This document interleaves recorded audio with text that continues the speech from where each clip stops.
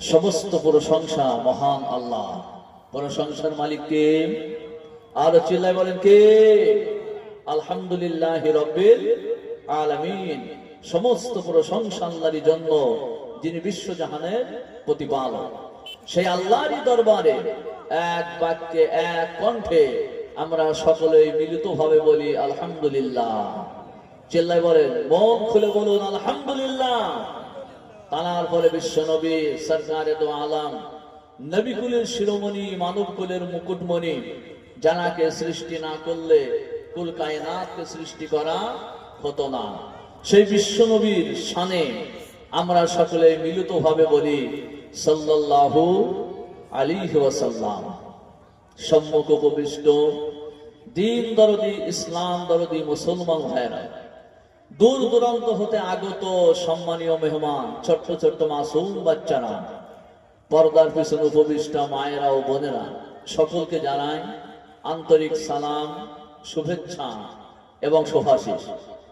বিশেষ ভাবে আজকের এই তাফসীরুল কোরআন মাহফিলের মহামান্য সভাপতি সাহেব, স্টেজে উপস্থিত জ্ঞানীজন, সুধীজন, আমার পূর্বে যে সমস্ত মহামান্য অতিথি বক্তাগণ যে সমস্ত বক্তব্য রেখেছেন তানাদেরকে, এবং আজকের এই তাফসীরুল কোরআন মাহফিলের জওয়ানেরা, যুবকেরা, মুরব্বীগণেরা, সকলকে জানায় সাধুবাদ, ধন্যবাদ, মোবারকবাদ।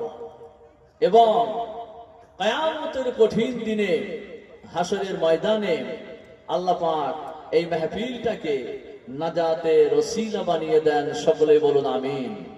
আরেকটু জোরে আমিন। আমার বন্ধুগণ, আমরা মাঘ মাসে এই শীতকে উপেক্ষা করে আমরা জলসায় হাজির হয়েছি। এই যে জলসায় হাজির হলাম, জলসায় হাজির হওয়াটা এটা কেবলমাত্র আল্লাহ এবং রাসূলের মহব্বতের কারণে, ঠিক কিনা? যারা বলবে ঠিক তো, কোন ব্যক্তিত্বের মহব্বতে কি এসেছেন? আসেন নাই। আপনাদের আশা এবং বসা, সময়কে উপেক্ষা করা, এটা কেবলমাত্র আল্লাহ এবং রাসূলের ভালোবাসা, কোরআনের ভালোবাসা, কোরআনের মহব্বত। এই জন্য আপনারা সময় দিয়েছেন, কোন ব্যক্তিত্বের জন্য নয়। যদি আমি না হয়ে এই জায়গায় অন্য কেহ হতো, তবুও আপনারা আসতেন, তাই তো? আপনারা আসতেন। সুতরাং আপনাদের আশাটা হচ্ছে মহব্বতে কোরআন। কিসের মহব্বত? কোরআনের মহব্বত। এই জলসা কমিটির সেক্রেটারি তিনি কিন্তু আপনাদেরকে কাহার এই কথা বলেন নাই, বাড়িতে বাড়িতে গিয়ে এই কথা বলে আসেন নাই যে আজকের মাহফিলে যারা সময় দিবেন, বসবেন, তাদেরকে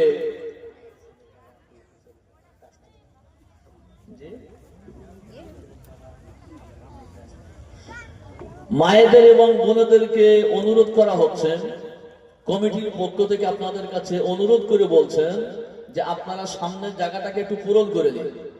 যদি আপনাদের সামনে চলে আসেন, পিছনে যদি কয়েকটা মা বোনেরা বসতে পারেন, যদি কিছু কথা শুনতে পারেন, নিতে পারেন, আপনারাও সওয়াবের অধিকারী হবেন। এই জন্য আপনাদেরকে অনুরোধ করা হচ্ছে যে আপনারা সামনের জায়গাটাকে পূরণ করে নেন। একটু আসুন। হয়তো শীতের সময় উঠতে কষ্ট হচ্ছে, কিন্তু সামনের জায়গা পূরণ করেন। আপনার কারণে যদি আরো একজন বসতে পারেন, দিনের কথা কিছু শুনতে পারেন, নিতে পারেন, তার জন্য আপনিও সওয়াবের অধিকারী হলেন। একটু এগিয়ে আসুন। যে কথা বলতেছিলাম, জলসা কমিটির সেক্রেটারি আপনাদের বাড়িতে বাড়িতে গিয়ে এই কথা বলেন নাই যে আজকের জলসা যারা শুনবেন তাদেরকে মোটা অঙ্কের হাদিয়া দেওয়া হবে, এ কথা কিন্তু বলেন নাই। বলেছেন? বলেন নাই। তবুও আপনারা এসেছেন, তার মানে এটাই প্রমাণ যে আপনারা কোরআনকে ভালোবাসেন, আল্লাহকে ভালোবাসেন, রাসূলকে ভালোবাসেন। আর কোরআনের মহব্বতটা প্রত্যেকটা মুমিন এবং মুসলমানদের হওয়া উচিত, এটা দরকার।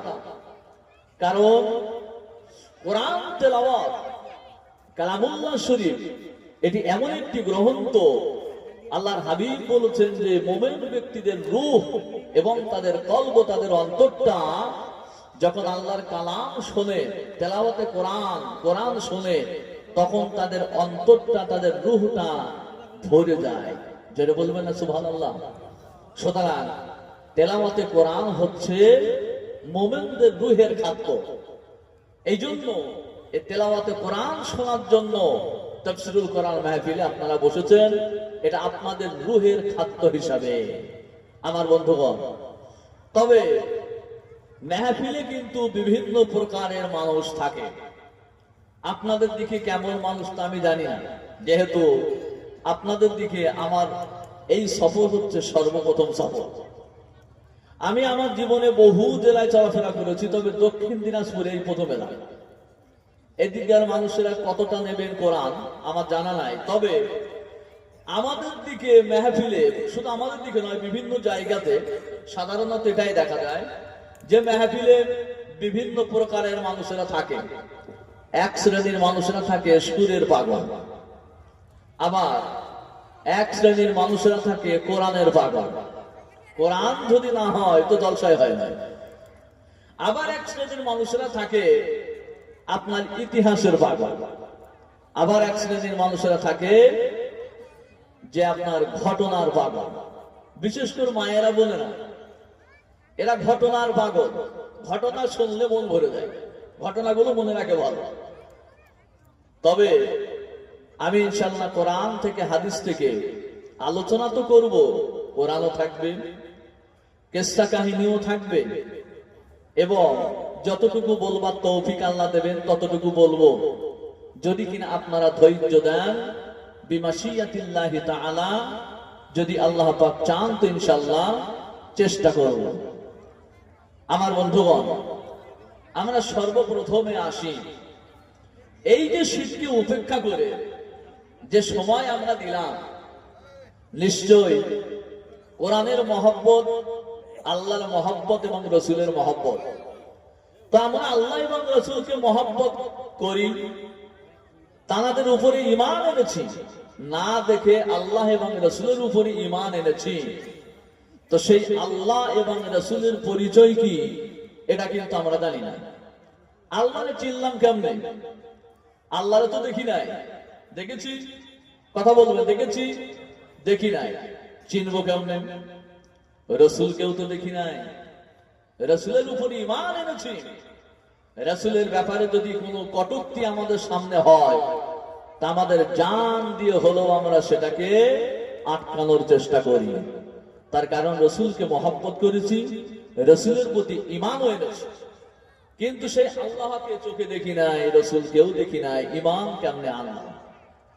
আপনাদের কাছে আজকের জলসায় এই দুটি বিষয়ের উপরে আলোচনা থাকবে। আল্লাহকে চেনার মাধ্যম কি, রসুলকে চেনার মাধ্যম কি। যদি কিনা আমরা একটু আলোকপাত করি, লক্ষ্য করি, তো শুধু এই জাহাঙ্গীরপুর এলাকায় বসে নয়, কলকাতার জমিনে নয়, দিল্লির পার্লামেন্টেও নয়, বরং বিশ্ব পার্লামেন্টেও দাঁড়িয়ে আমরা বলবো যে তিনি আল্লাহ এবং তার প্রেরিত রসুল নবী মুহাম্মদুর রাসূলুল্লাহ। সকলে বলুন সাল্লাল্লাহু আলাইহি ওয়াসাল্লাম। আসুন আল্লাহর পরিচয় দিই। কোরআনে কারীমের মধ্যে আল্লাহ রাব্বুল আলামিন নিজের পরিচয় দিতেছেন। আল্লাহুল্লাযী খালাকাকুম সুম্মা রাযাকাকুম সুম্মা ইউমীতুকুম সুম্মা ইউহয়ীকুম। আল্লাহ পাক তিনি যিনি তোমাদেরকে সৃষ্টি করেছেন, আবার তিনি তোমাদেরকে রুজি দান করেছেন, তিনি তোমাদেরকে মৃত্যু দেন, আবার তিনি তোমাদেরকে জীবিত করবেন। এই জন্য সকল সৃষ্টি স্রষ্টাকে, চিল্লায় বলেন কে? সমস্ত সৃষ্টিজীবকে খাদ্য দান করেন কে? সমস্ত সৃষ্টিজীবকে মারেন কে? আবার সকলকে দ্বিতীয়বার জীবিত করবেন কে? সবই কিছু করেন আল্লাহ। সমস্ত জিনিসের ক্ষমতা আল্লাহ রাব্বুল আলামিনের হাতে। ফাআলুল লিমা ইউরিদ, তিনি যেটা চান সেটা করেন। কাহার কাছে কৈফিয়ত দেওয়ার প্রয়োজন আল্লাহর লাগে না। কাহার কাছে কৈফিয়ত দেন আমার আল্লাহ দেন? কথা বলবেন, দেন? দেন না। তার কাছে কৈফিয়ত নেবেন এমন ক্ষমতা পৃথিবীর জমিনে কাহারও নাই। সম্মান এবং অসম্মান সবকিছু তার হাতেই, তিনি যেটা ইচ্ছা সেটাই করে। অত ইজ্জু মান তাশাউ অত জিল্লু মান তাশা বিয়াদিকাল খায়র, সম্মান এবং অসম্মান সবই তার হাতে, তিনি যেটা করেন সেটাই হয়। আমিরকে গরিব তিনিই বানান, আবার গরিবকে আমির তিনিই বানান। আল্লাহ রাব্বুল আলামিন তিনি বলেন, মানুষকে তিনি সৃষ্টি করেছেন, এত সুন্দর করে তিনি মানুষকে সৃষ্টি করেছেন, মানুষের সৃষ্টির মধ্যে কোনো কমি রাখেন নাই। কোরআনে কারিমার মধ্যে আল্লাহ রাব্বুল আলামিন বলেন, লাকাদ খালাকনাল ইনসানা ফি আহসানি তাকওয়িম। আল্লাহ পাক বলেন, আমি তোমাদেরকে সুন্দর ধাঁচে সৃষ্টি করেছি। মানুষকে আল্লাহ রাব্বুল আলামিন সুন্দর ধাঁচে সুন্দর আকৃতি দান করেছেন। কোরআনে কারীমের মধ্যে আল্লাহ পাক বলেন, ফালিয়ানজুরিল ইনসানু মিম্মা খুলিকা মিম্মা দাফিকিন ইয়াখরুজু মিন বাইনিস সুলবি ওয়াত তারাইব। মানুষেরা কি লক্ষ্য করে না, কি জিনিস দিয়ে মানুষকে সৃষ্টি করা হলো? এক ফোঁটা নাপাক পানি, এক ফোঁটা নাপাক পানি, যে নাপাক পানি পুরুষের মেরুদণ্ড আর নারীর বক্ষ পাজর হতে নির্গত হয়, এইরকম এক ফোঁটা নাপাক পানি দিয়ে আল্লাহ রাব্বুল আলামিন মানুষকে সৃষ্টি করেছেন। শরীরের বৈজ্ঞানিকরা বলেন যে এক ফোঁটা নাপাক পানি পুরুষের মেরুদণ্ড হতে যখন নারীর রেহেমে পৌঁছায়, 40 দিন পেরিয়ে যাইবার পর সেটা রক্তই পরিণত হয়।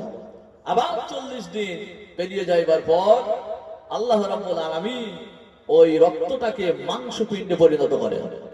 আবার 40 দিন পেরিয়ে যাইবার পর আল্লাহ রাব্বুল আলামিন ওই মাংসপিণ্ডের উপরে মানুষের আকৃতি দান করে। এত সুন্দর করে আকৃতি দিয়েছেন, গঠন দিয়েছেন, যা গঠনের মধ্যে কোনো ভুল রাখেন না। এর পর আল্লাহ রাব্বুল আলামিন বলেন, তিনি গোটা পৃথিবীর সমস্ত সৃষ্টিজীবকে তিনি সৃষ্টি করবার পর তাদেরকে রুজি আল্লাহ রাব্বুল আলামিন দান করেন। কোরআনে কারীমের মধ্যে আল্লাহ পাক বলেন, ইন্নাল্লাহা ইয়ারযুকু মান ইয়াশাউ বিগাইরি হিসাব। তিনি যাকে ইচ্ছা তাকে নির্দ্বিধায় খাদ্য দান করেন। আমার ভাইরা, সুতরাং আল্লাহ রাব্বুল আলামিন যাদেরকে রুজি দান করেছেন, নিয়ামত দান করেছেন, তাদের জন্য দরকার আল্লাহ রাব্বুল আলামিনের নিয়ামতের শুকরিয়া আদায় করা। আল্লাহর নিয়ামতের শুকরিয়া যদি আমরা আদায় করি, আল্লাহ পাক আমাদের নিয়ামত বাড়িয়ে দেবে, ঠিক কি না? আর যদি আমরা নিয়ামতের শুকরিয়া না করি, আল্লাহ বলছেন, বান্দা শোনো, আমার শাস্তি কিন্তু ভয়াবহ। কোরআনে কারীমের মধ্যে আল্লাহ রাব্বুল আলামিন সমস্ত কথাগুলো তিনি খুলে খুলে বর্ণনা করেছেন। আল্লাহ পাক বলেন, লা ইন শাকারতুম লাযিদান্নাকুম ওয়া লা ইন কাফারতুম ইন্না আযাবি লাশাদীদ। বান্দা, যদি তোমরা আমার নিয়ামতের শুকরিয়া আদায় করো, আমি তোমাদের নিয়ামত বাড়িয়ে দিব। আর যদি তোমরা আমার নিয়ামতের শুকরিয়া আদায় না করো, এটা মনে রেখো, আমার শাস্তি হবে বড়ই ভয়াবহ। লা ইন শাকারতুম লাযিদান্নাকুম ওয়া লা ইন কাফারতুম ইন্না আযাবি লাশাদীদ। এসব কোরআনের কথা, আল্লাহর কথা, আল্লাহর বাণী। আমার বন্ধুগণ, এর পর আল্লাহ রাব্বুল আলামিন তিনি বলেন, গোটা পৃথিবীর সমস্ত সৃষ্টিজীবকে আল্লাহ রাব্বুল আলামিন তিনি মৃত্যু দেন। কোরআনে কারীমের মধ্যে আল্লাহ রাব্বুল আলামিন বলেন, কুল্লু নাফসিন যায়িকাতুল মাউত। সমস্ত সৃষ্টিজীবের মৃত্যু আল্লাহ পাক দেন। যাদের মধ্যে জান আছে তাদের একদিন না একদিন মৃত্যুর স্বাদ গ্রহণ করতে হবে। এই দুনিয়ার জমিনে যদি কোনো মানুষ কোন মজবুত অট্টালিকার মধ্যে থাকে, যদি কিনা কোনো দুর্গের মধ্যে অবস্থান করে, মৃত্যুর সময় যখন আসবে অবশ্যই তার মৃত্যুর স্বাদ গ্রহণ করতে হবে। মৃত্যুর কবল থেকে রেহাই পাইবার ক্ষমতা কাহারও নাই। আইনামা তাকুনু ইউদরিকুমুল মাউত ওয়ালাউ কুনতুম ফি বুরুজিম মুশাইয়াদা। যে প্রান্তেই তোমরা থাকো না কেন, দুনিয়ার যদি কোনো মজবুত অট্টালিকার মধ্যেও তোমরা অবস্থান করো, একদিন না একদিন মৃত্যু তোমাদের কাছে পৌঁছে যাবে। এই জন্য আমার ভাইয়েরা, মৃত্যুর কবল থেকে রেহাই পাইবার ক্ষমতা পৃথিবীর জমিনে কাহারও নাই। এই জন্য কবি বলেন, মরণ থেকে পালাও তুমি, মরণ তোমায় লইবে ঘিরে। যদিও সুদূর আকাশ পথে লোকাও সে তাই লাগাই সিঁড়ি। এ মহারোগের ঔষধ নাই, নাই সে জগতে। কাঁদিয়া পাগল হইলে কি হবে, পারিবে না তারে ফিরাতে। কেউ যদি মৃত্যুর ভয়ে আকাশে গিয়াও লুকায়, তবুও সেখানে তার মৃত্যু পৌঁছে যাবে। মৃত্যুর কবল থেকে রক্ষা পাইবার ক্ষমতা এই দুনিয়াতে কাহারও নাই। এ জিন্দগি है ফানি, दुनिया है आनी जानी, रहे सदा खुदा का नाम, तुम करो আল্লাহ का काम। এই দুনিয়া ধ্বংসশীল, আর দুনিয়ায় আসা যাওয়াটা প্রতীক্ষালয়ের মতো। আল্লাহর নাম ছিল, আজও আছে, আগামীতেও থাকবে। এই জন্য বেশি বেশি করে তোমরা আল্লাহরই নাম স্মরণ করো। কুল্লু মান আলাইহা ফানি ওয়া ইয়াবকা ওয়াজহু রাব্বিকা যুল জালালি ওয়াল ইকরাম। সব কিছু দুনিয়াতে ধ্বংস হবে, আল্লাহর নামটাই টিকে থাকবে। তোমরা আল্লাহর নাম স্মরণ করো। এবারে পরিশেষে আল্লাহ পাক বলেন, তিনি মানুষকে মৃত্যু দেন, আবার তিনি মানুষকে জীবিত করেন। গোটা পৃথিবীর সমস্ত মাখলুকাতকে আল্লাহ রাব্বুল আলামিন কিয়ামতের দিনে তিনি আবার দ্বিতীয়বার জীবিত করবেন। এই জন্য যখন কোনো মানুষ মারা যায়, আমরা তার মৃত্যুর পরে যখন কবরস্থ করি, কবরে রাখার পরে তিনটা ঢালা দিয়ে থাকি, আর আমরা বলতে থাকি, মিনহা খলাকনাকুম ওয়া ফিহা নুঈদুকুম ওয়া মিনহা নুখরিজুকুম তারাতান উখরা। বলি তো আমরা, আরে বলি তো, পড়েন আমার সঙ্গে, মিনহা খলাকনাকুম ওয়া ফিহা নুঈদুকুম ওয়া মিনহা নুখরিজুকুম তারাতান উখরা। যার মানে হলো, এই মাটি হইতে তোমাদেরকে সৃষ্টি করা হলো। মিনহা খলাকনাকুম, এই মাটি হইতে তোমাদেরকে সৃষ্টি করা হলো। ওয়া ফিহা নুঈদুকুম, আবার এই মাটির মধ্যেই তোমাদের দেওয়া হচ্ছে। ওয়া মিনহা নুখরিজুকুম তারাতান উখরা, আর একটা দিন আসবে যেদিনে এই মাটির মধ্য হইতে তোমাদেরকে দ্বিতীয়বার জীবিত করানো হবে। ওই দিনটার নাম হলো ইয়াউমুল কিয়ামা। ওই দিনটার নাম কি? ইয়াউমুল কিয়ামা, কিয়ামতের দিন। সেদিন আবার তোমাদেরকে একত্রিত হওয়া লাগবে। আমার ভাইয়েরা, কাফেরেরা এই কথাটা বিশ্বাস করে না। কাফেররা বলে, আমাদের যখন মৃত্যু হয়ে গেল, আমাদের শরীরের হাড় হাড্ডি মাংসগুলো সবই তো মাটি হয়ে গেল, তারপরে দ্বিতীয়বার আমাদেরকে কেমন করে জীবিত করানো হবে? এটা তো বড় কঠিন ব্যাপার। আবার আমাদের বাপ দাদা দুনিয়ার জমিন থেকে আমাদের থেকে অনেক আগে চলে গেছে, তাদেরকেও আবার একত্রিত করানো হবে। তাদের তো কোনো চিহ্ন বাকি নাই, তারপরেও আল্লাহ পাক কেমন করে আমাদের জীবিত করবে? কাফেরদের এই কথাটা আল্লাহ রাব্বুল আলামিন সুন্দর করে কোরআনের মধ্যে খুলে খুলে বর্ণনা করেছেন। আল্লাহ পাক বলেন, আইযা মিতনা ওয়া কুননা তুরাবান ওয়া ইযামান আইন্না লামাবউসুন আও আবাউনাল আউয়ালুন। কাফেররা বলে, আমাদের মৃত্যু যখন হয়ে যাবে, আমাদের হাড় হাড্ডি গুলো সব মাটিতে পরিণত হবে, তারপরে আমাদেরকে দ্বিতীয়বার জীবিত করানো হবে। এটা কেমন করে সম্ভব? তারপরে আমাদের বাপ দাদারও জীবিত করানো হবে, এটা কেমন করে সম্ভব? আল্লাহ পাক নবীকে বলেন, কুল ইন্নাল আউয়ালিনা ওয়াল আখিরিনা লামাজমুউনা ইলা মিকাতি ইয়াউমিন মা'লুম। হে নবী, আপনি পৃথিবীর মানুষকে বলে দেন, কুল, ইন্নাল আউয়ালিনা ওয়াল আখিরিনা, পূর্বের এবং পরের সমস্ত মানুষদেরকে আল্লাহ পাক একটা নির্ধারিত সময়ে একত্রিত করবে। ওই নির্ধারিত সময়টার নাম হচ্ছে ইয়াউমুল কিয়ামা।